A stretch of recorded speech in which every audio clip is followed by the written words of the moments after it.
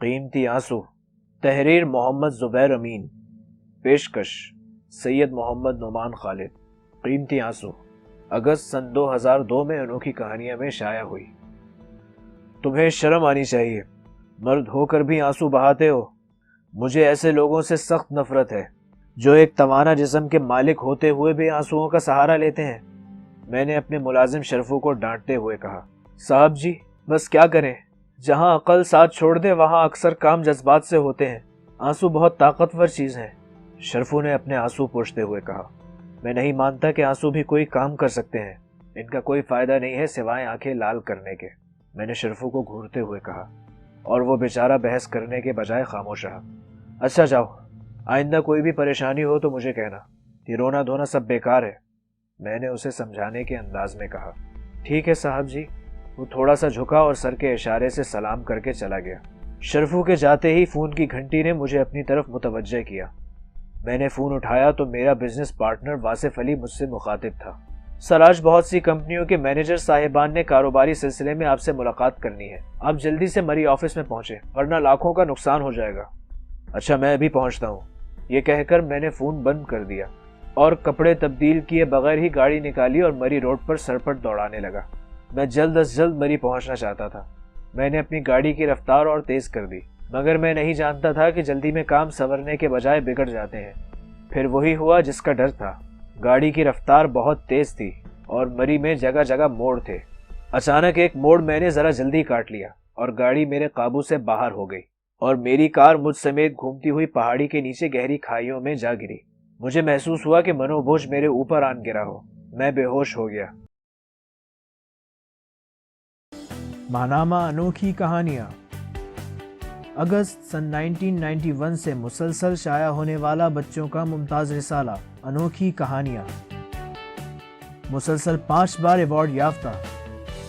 اس میں پڑھیں معاشرتی، اصلاحی، جاسوسی اور سائنس فکشن پر مبنی انوکھی کہانیاں۔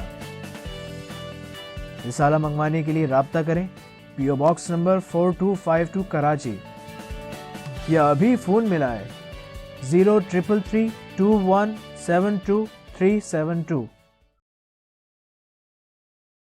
جب مجھے ہوش آیا تو میں کار میں ترچھا پڑا ہوا تھا۔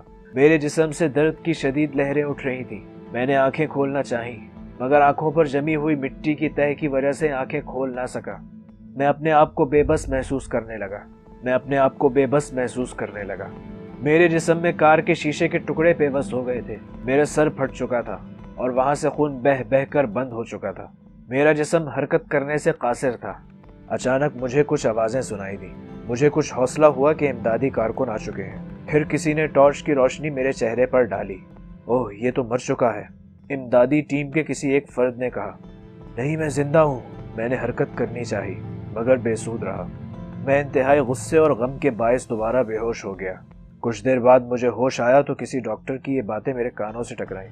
اف توبہ، کیسی شکل ہو گئی ہے اس بیچارے کی، اس کا سینہ اور سر تو بری طرح کچلے گئے ہیں۔ اسے سرد خانے میں لے جاؤ، صبح اس کا پوسٹ مارٹم کریں گے اور پھر تم اسے دفن کر دینا۔ ڈاکٹر کی یہ باتیں سن کر میرے غم میں اور اضافہ ہو گیا۔ میرا دل چاہ رہا تھا کہ انہیں چیخ چیخ کر بتاؤں کہ میں زندہ ہوں، مگر میں حرکت تک نہیں کر سکتا تھا اور میری آنکھیں مٹی کی تہہ کے نیچے کھلنے کی ناکام کوشش کر رہی تھی۔ ڈاکٹروں نے مردہ سمجھ کر میری آنکھوں پر جمی مٹی تک نہیں ہٹائی تھی۔